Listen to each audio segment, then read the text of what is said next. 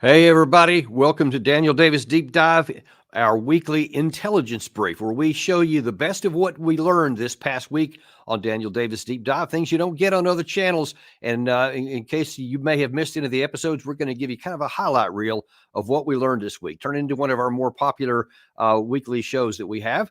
We're also going to look at some breaking news this morning, some of the best things that you need to know to make sense of the world around you. We're going to start off with Colonel Doug Macgregor, who told us, some things we need to be watching for off the headlines. Of course, everything's mostly focused on the wars in Russia and in Ukraine and, of course, in the Middle East.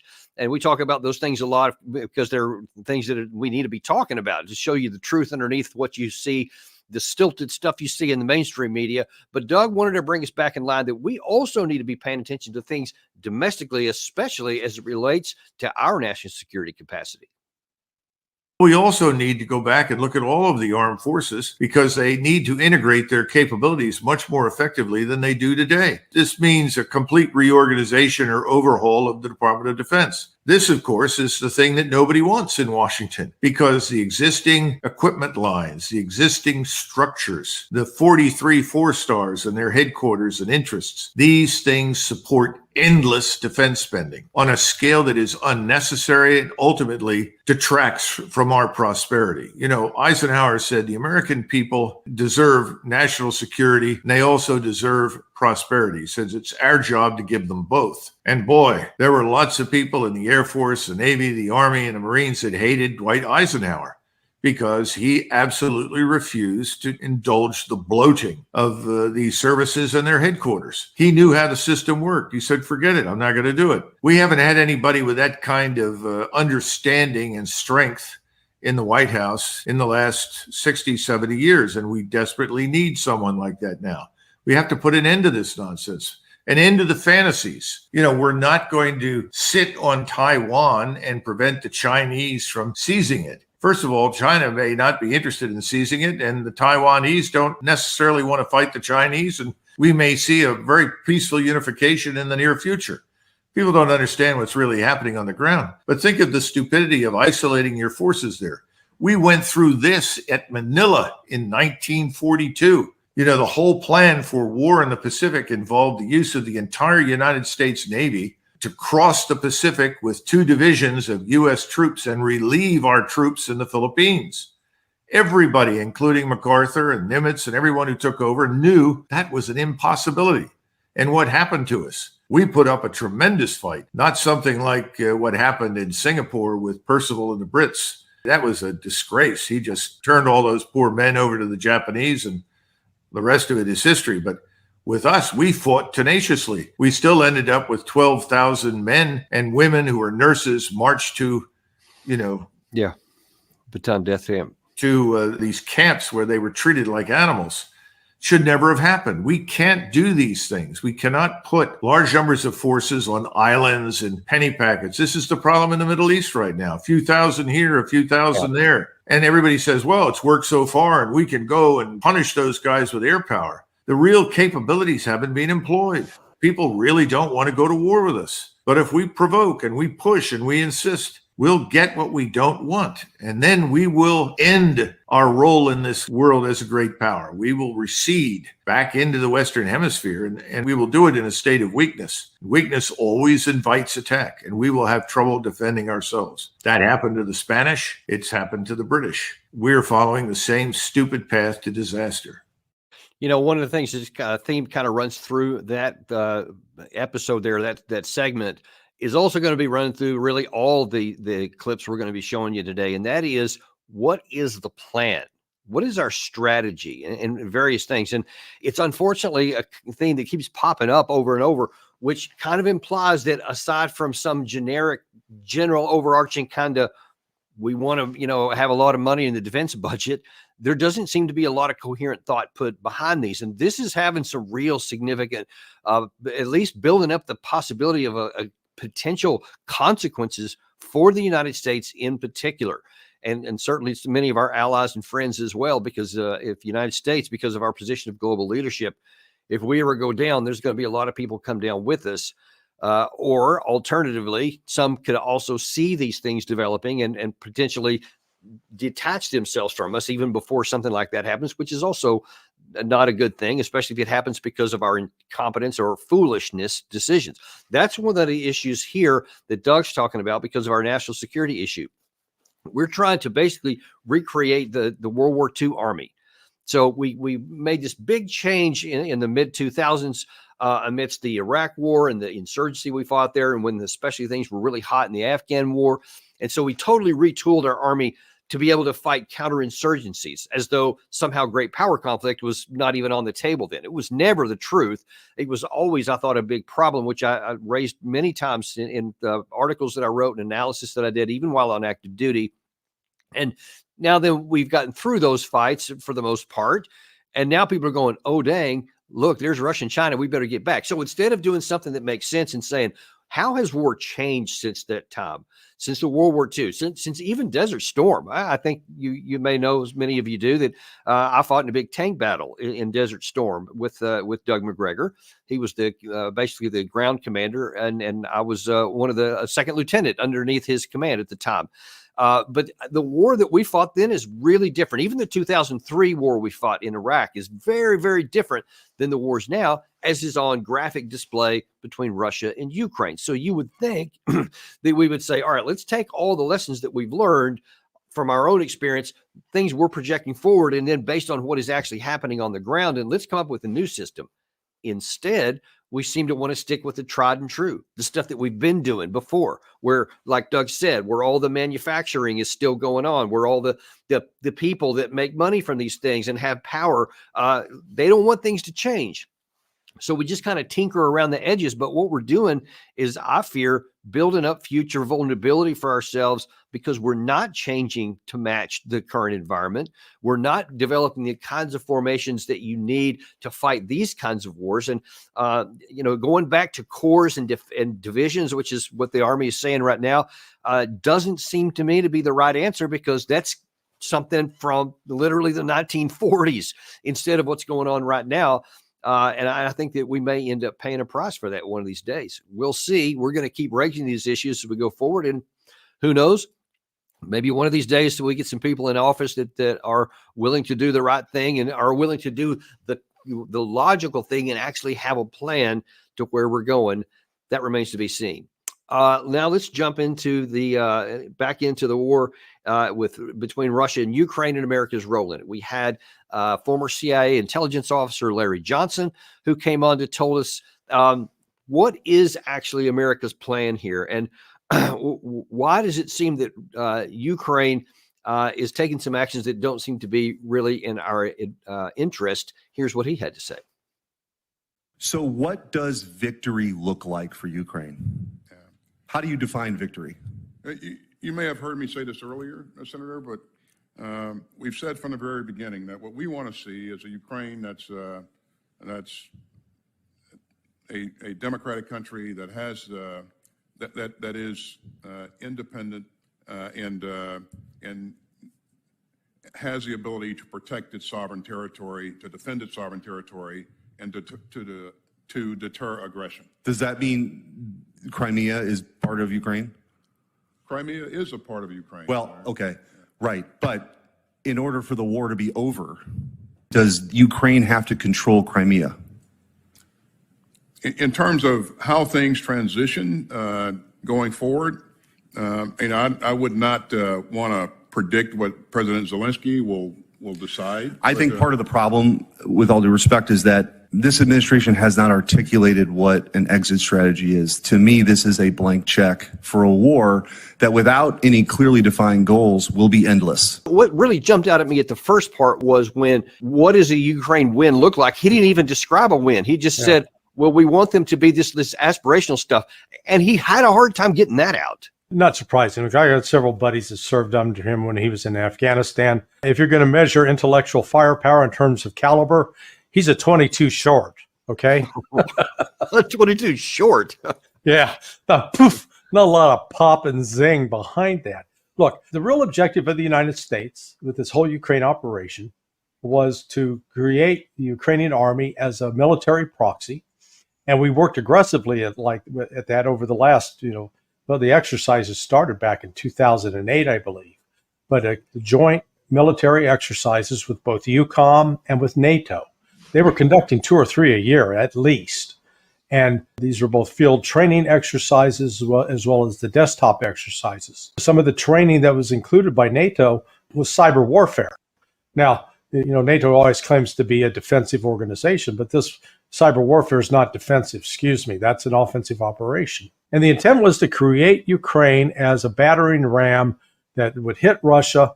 And the intelligence analysts, for whatever reason, genuinely believed that if we put enough combined economic and military pressure on Russia, it would crack. It would force Putin from office. It would cause a split in the military and in the political elite, and that therefore we would get access. This is all about money. Because Russia is the number one country in the world in terms of natural resources.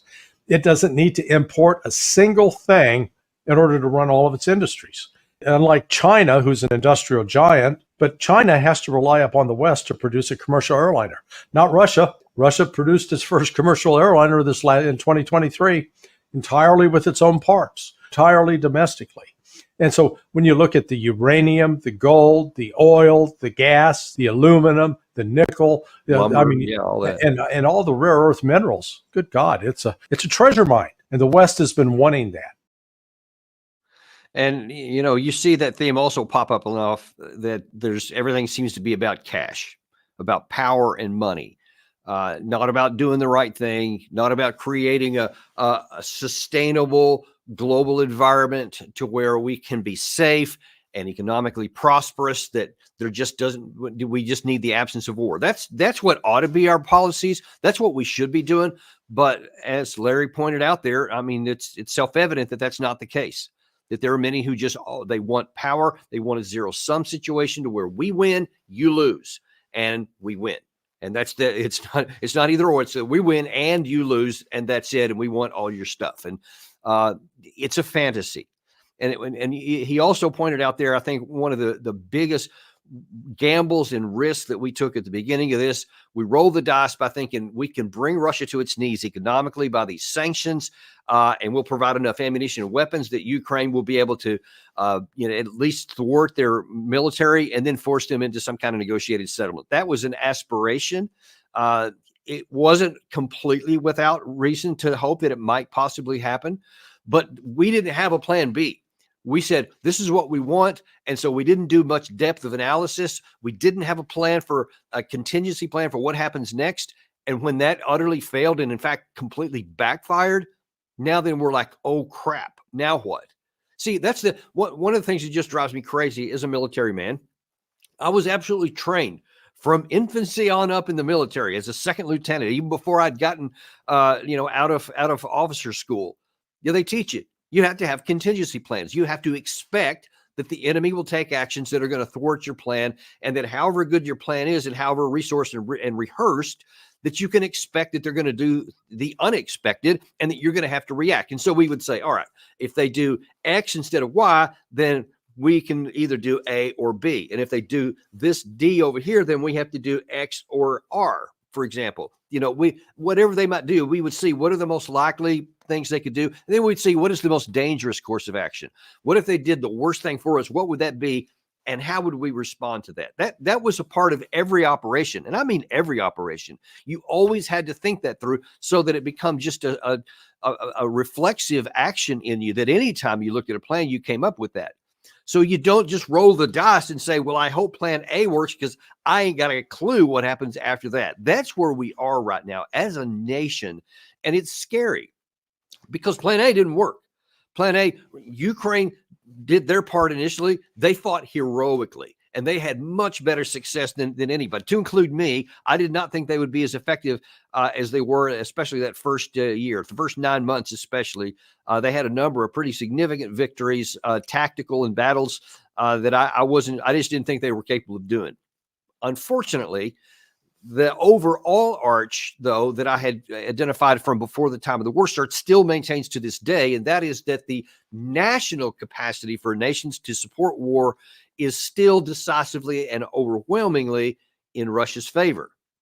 We should have recognized that at the beginning. You could say, I hope this one works, but I have my really plan B and C I've got in my pocket and one of them in my hand ready to throw. So if this doesn't happen, we have something to do quickly. That probably would have meant let's have that negotiated settlement quickly in March and April of 2022. That should have been plan B. If plan A didn't work and it didn't, then we should have had that one to go right to. Plan C probably would have been making a negotiated settlement in November of 2022 when then chairman of the Joint Chiefs of Staff, Mark Milley, said, hey, knock, knock, knock. This is your shot right here because Russia's weakened from these two losses that they had in Kharkiv and Kherson.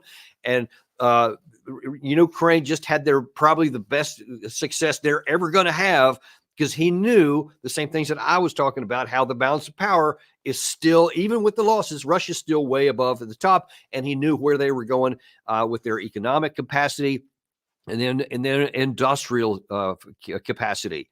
And we didn't do it either. We said, nope, we still want plan A. So that's kind of where we continue to go on. And we're paying the price for it now. And as we're going to see at the latter part of this episode here, Russia has now launched a new offensive on top of what they've already been doing in the East. And we'll see how that's going to play out. But let's stick with the same theme here. Next, I want to look at the ever popular international relations theorist John Mearsheimer is looking at this from a slightly different perspective. And unfortunately, we also see another thread of what's the plan here. So there's some evidence that it seems like we're offloading a bunch of our decisions to Ukraine instead of coming up with our own. We're letting some of their leaders take the lead, or so it appears. John had a different view. I must say, I find it hard to believe that we would fight, we meaning the Americans, would fight a great power war over Ukraine. Ukraine is of little strategic significance to the United States. That's one of the truly astonishing aspects of this war.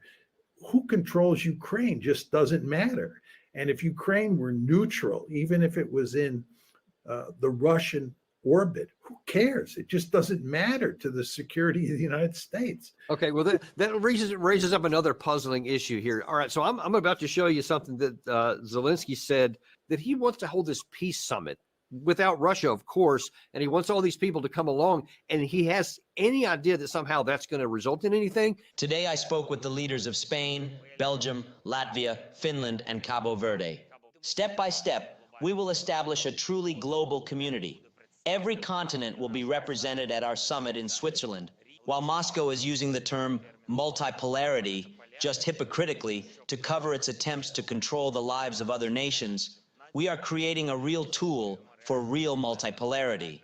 We are inviting the world majority to the Peace Summit. Here's my problem for the U.S. We can sit there and say that's just ludicrous. It's nonsense. But why do I keep seeing the U.S. say, well, Zelensky and Zelensky alone is going to be the determiner of what they do? You heard Austin say it. Kirby has said it several times. We all want to see this war end, but it's got to end on terms that President Zelensky and the Ukrainian people can accept. We want to help them succeed on the battlefield so that if and when President Zelensky, and only President Zelensky, can determine when it's time to sit down with President Putin. Zelensky and Zelensky alone will determine these things. Why? Why are we allowing this guy who's making these kind of statements to establish American policy? We're not. It's just abuse. I mean, the United States would never delegate an important decision to Zelensky or to any other leader for that matter. We're a sovereign state. Not only are we a sovereign state, this is a sovereign state that is run by leaders who believe that we are the indispensable nation, who believe that we stand taller, and who believe that we see further than any other country in the world. And we have no intention of letting anybody else tell us what to do. We're determined to run the world. We don't merely watch global events unfold, we shape them. That's what it means to be the indispensable nation. That's what it means to be the world superpower. That's basically what's going on here. We run Zelensky, he doesn't run us, and that's not going to change. And the only slight dispute I had there was I'm not completely convinced that we are running Zelensky instead of the other way around. Though I guess you can't argue that he was running us because he's wanted many things and we haven't given it to him. But we have allowed him to continue taking actions and giving instructions to his troops and taking actions, especially on launching these attacks into Russia proper, which has had some consequences, which we're going to talk about on the next segment. But we still stick with this whole issue of what is the plan? What are we trying to accomplish, especially now in the light of the failed 2023 offensive, in the light of the so far in 2024, where Russia has been making methodical and increasingly large progress on the Eastern Front, in the center port of that, and now that they've opened up a northern part of a front. What's our plan? Because do we still think that we're going to win? Do we still think that, hey, it's just around the corner, things are going to turn around? I had on an earlier show today, I won't pull it up right now, but you have the National Security Advisor for the United States, talking about, hey, we're going to hold on with this package we just passed, is $61 billion for 2024. And then in 2025, we're going to launch a new offensive. And I just cannot, for the life of me, understand how anybody in a position of authority and power can sit there and say with a straight face to the American people, we gave Ukraine every advantage in the world that they had in 2023, in the months, more than half a year in some cases leading up to that, with training, intelligence. They had fresh troops that they had mobilized and had been recruited. We gave them thousands of vehicles, millions of rounds of ammunition, thousands and thousands of rockets, air defense systems, everything you can imagine. The Russians were still reeling from their losses at the end of 2022. And all of that broke its teeth on the first line of the Russian defense and never penetrated anywhere in any numbers at all. They just barely scratched out a little bit. After that, now that Russia is hundreds of thousands of men bigger now in their armed forces in Ukraine than it was then, they have learned great many lessons from their mistakes earlier on. They've corrected them. Their air force is now much more effective than it was in the first 18 months. How can you say now that with all of the losses the Ukraine side has suffered, that somehow there's going to be a successful offensive in 2025? And again, you have to ask the question, and then what? Towards what end? What is the objective here? Is the objective to just keep fighting forever until Russia's finally knocked out? And upon what basis is that even a plan A?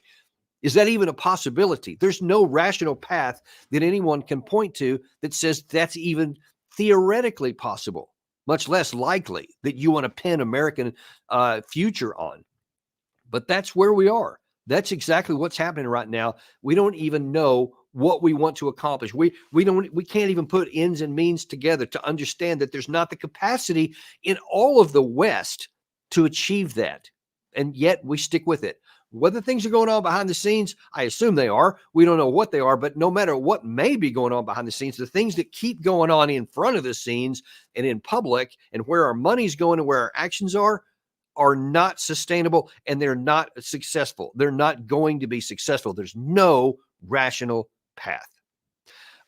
So now I want to shift to a different direction here. Let's go real quick to the Middle East, where we learned this week on our show something you may have seen elsewhere, but we went into it in a little bit more depth, and that is a senior State Department official resigned because of her intense frustration over many of the things that I literally just said about Ukraine and Russia was also applying to the Middle East about we don't seem to have a plan, or we don't seem to know what we're even trying to accomplish, and the things that we are doing are working against our own national interests. Here is Hala Rharrit, former State Department official, who said this.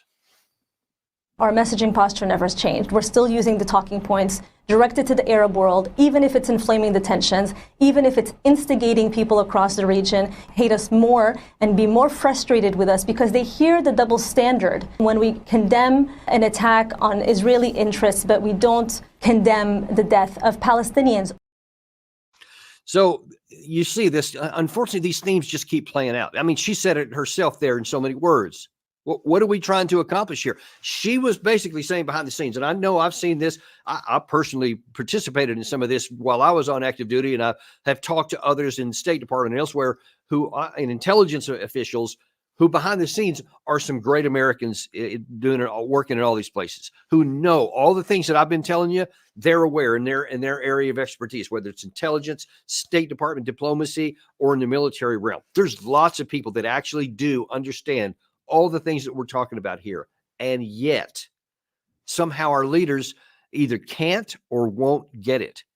And she went on to say that, she tried many times to do the right thing, that, through internal memos and other conversations and she was just basically laughed at. It just said kind of like, yeah, kind of move to the side there and be quiet.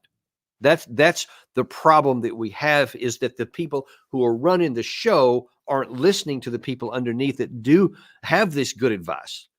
I mean, some of the things that I say here, folks, I was saying behind the scenes in our future combat systems program in the past, where we were trying to build a future war, a future military to fight future wars. And I told them privately, officially in memorandums, this cannot work. Here's the reasons why. We're going to have to do something different. And I paid a big price for that. I told people about the war in Afghanistan. This is going to fail. We're going to lose. I literally wrote that in public in 2010, I think it was, as far back as 2009. I'm sorry. I said, we will lose if we don't make these changes. And of course, no one's going to listen to, at that time, a young major or even later on when I was a lieutenant colonel, because I'm not a general. And until you get up to that point, nobody listens to anything because they're invested in the system. It's the same thing over and over. The people at the top are thwarting the many people in the organization who do have good ideas, who do know what they're talking about. And they're just taking these absurd actions. And it's just, unfortunately, because these people replicate themselves at the top. So people like Hala there, or people like Doug Macgregor. I could tell you a long story about how he never even got promoted past colonel, even though he should have been catapulted up to the 4-star general level. But he got sidelined because he didn't play the game. He wanted to do what actually mattered, and he was willing to call a spade a spade. So, of course, he got thwarted, even though his combat record and his training record were matchless in the military. But that's what happens to people like her. That's what happens to people like Matt Ho, who we have on this show a lot in the State Department. He resigns over frustration that no matter what he tells these people above, they don't listen to it. And then, of course, those others who are rising up, they see what you got to do to get along, and they will replicate themselves. And they'll say, oh, yeah, boss, you're totally right. You know what? I see a lot of potential in you. We're going to promote you. So the guy who plays the game and the gal who plays the game, they're the ones who get sent up through the ranks. And then once they get at the top, they just keep keeping everybody else down. It's just insane. It's just gut-wrenching. It's hard to watch.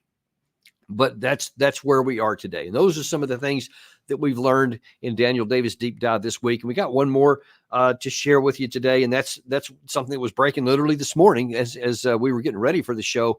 And that is that Russia has now made good on what we had been talking about as threats for a while, to open a northern front. And we had President Zelensky come on this morning. And in the clip I'm about to show you, he's going to just kind of announce what was going on and where. I'll show you on the map in a minute following that where this was. But what I want you to pay attention to as he comes on here is his demeanor and his body language. Body language is so important. And in other clips that we've shown you many times about Zelensky, even when he's been wrong, he's been enthusiastic. He's been, certain and confident and whatnot. Tell me how you see him in this picture right here. Росія почала нову хвилю контрнаступальних дій на цьому напрямку. Україна зустріла їх там нашими військами, бригадами і артилерією. Важливо, що вони можуть збільшувати і підтягувати ще сили в цьому напрямку, це факт. Але наші військове командування знали про це і розраховували свої сили для того, щоб зустріти вогнем ворога. Зараз йде жорстокий бій в цьому напрямку. Артилерійським вогнем, з того, що мені відомо на сьому ранку, десь 7-8 ранку, ми зустріли вогнем. So you see, there's not a lot of confidence in there in his facial expressions. Even if you didn't even read the words below or knew what he was saying in his language, his delivery and his facial expressions alone really were kind of alarming. It's very unusual for him. I mean, even when he's had some bad things happen in the past, he still puts on a very good, brave face. But this time, I see a lot more concern in his eyes than I have seen before. And that's probably not for bad reason. Let me show you actually the map here of where some of this stuff is happening, so you can see it for yourself. All right, this is for the Institute for the Study of War, ISW. They, even though I disagree with a lot of their analysis, their maps are spectacular. They track what's happening on the front line. All these areas are red are where the front line's been for a long time. And if we zoomed up in, we would be able to see, where all the Russian advances have been in the center part of the zone. I keep missing. That's what's going on right here. But now then, you see up in the northern part here, in the Kharkiv area, the Sumy area, that's where the troops are coming in. That's where these attacks are now starting along the border right here. If you can see where my cursor is here. And the largest number of Russian troops is around the Kharkiv area right here. And when you add that in on top of what's been going on down in the other parts of the zone, which you can see, in these areas here where these green circles are, that's where a lot of the Russians are advancing in the center part of the zone. You can see that now then Ukraine is starting to feel some concern because they see that there could now be this 600-mile arc right here of the front line could now be added, another 200-300 miles. And it's not clear that Ukraine is going to have enough men for that. Now, what the likely plan for this is, the number of troops they have up here is about 50,000 to what's being reported by Ukrainian intelligence. That's not enough to take a city the size of Kharkiv, but what's not on this map here, but right up here where my cursor is, right above Kharkiv, is Belgorod, a southern Russian city. And that's been coming under lots of enemy artillery fire from their perspective, the enemy, into the city. And the citizens of Russia have been upset about it. And so Putin said not long ago, which I'm going to show you in a second, that he wanted to stop that. And to do that, he said he's going to have to push people back, the Ukraine side, back from the front here. So probably the most likely course of action for the Russian side here, their objective is to create a buffer zone in this area right here where he's going to push the Ukraine lines back. So they have to push their artillery back even further, making it out of range of the Russian cities. And in fact, Gary, if you can go ahead and roll this, this is what Putin said in March of this year about his objectives. We will be forced at some point, when we deem it appropriate, to create a certain sanitary zone in the current territories under Kyiv's regime's control, to create a security zone that will be quite difficult to cross with the means of destruction that the enemy is using, primarily, of course, of foreign manufacture.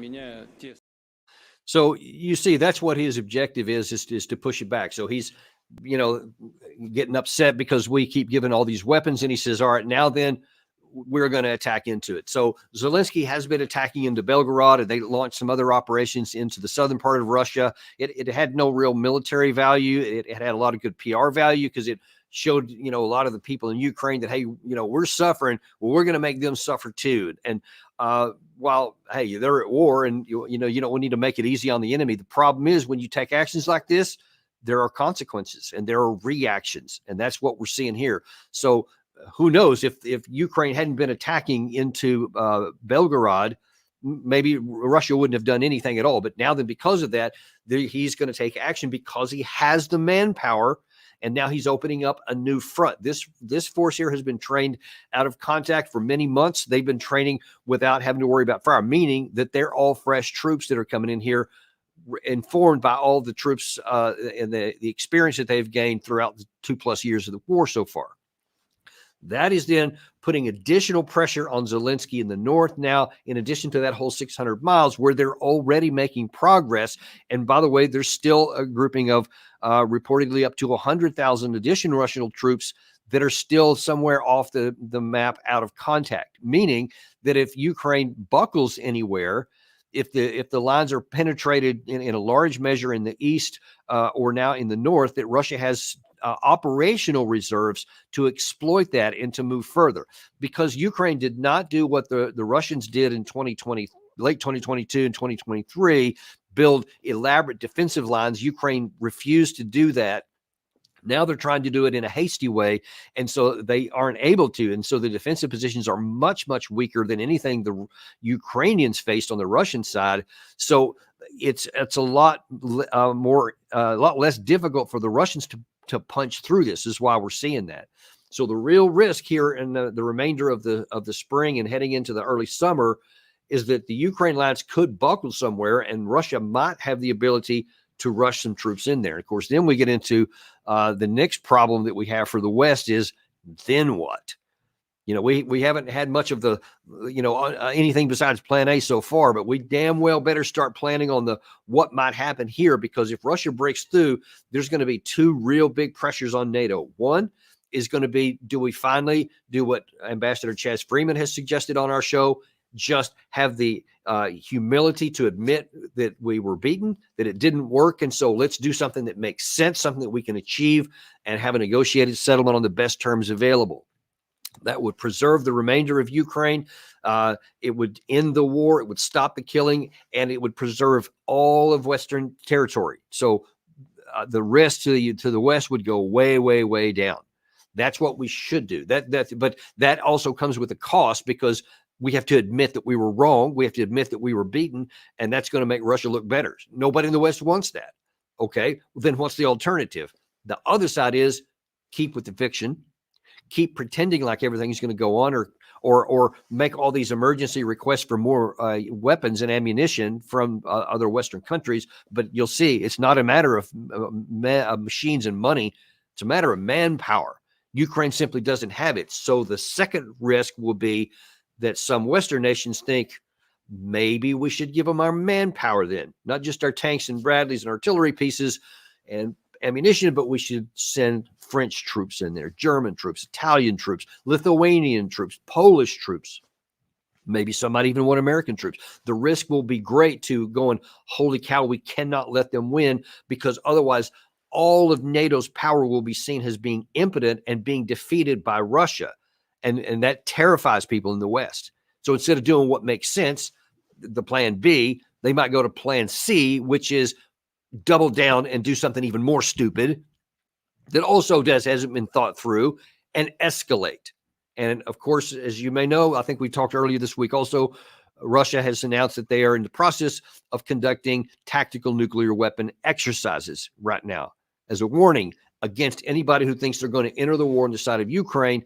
That could be in the cards, and that is in Russia's doctrine. So this is actually quite a serious development we have here. And that's why I want to make sure you're aware of all the things that are at stake here. Because if the West continues the way it's gone and making dumb decisions, this could get a lot worse. I pray to God that we finally come to the point to where we say, hey, listen, it's time to eat some crow. Have a little bit of humility and do what makes sense to make sure we keep our populations and our alliance safe and in the killing here. That's what we should do. We'll see what happens from here. Well, folks, listen, we appreciate you joining us today. We love doing these week wrap-ups, and they turn out to be pretty popular. A lot of you guys like that, because everybody can't watch every show, but we get to some of the main points so that you stay updated on what's going on here, what's really going on, contrary to what you may see in a lot of the mainstream outlets. And we're going to continue giving that for you. Just to let you know, I'm going to be traveling a lot for about the next 10 days. A little bit in the United States and some overseas as well. But I'll do the best I can to come and have some shows for you there, because we don't want to leave you hanging out in the lurch. There'll probably be fewer than there might have been, but do keep coming back to the channel, because we're going to make sure you keep getting content one way or the other, no matter what I have to do. Even if I have to hold up a phone somewhere, I'm going to make sure that you keep getting the information you need, because Gary is going to be remaining on the job, and he's going to be monitoring all this stuff and doing all the stuff, brilliant things he does back channel anyway. So you can count on our team keeping you informed even while I'm gone. Thanks, and we will see you next week on Daniel Davis Deep Dive.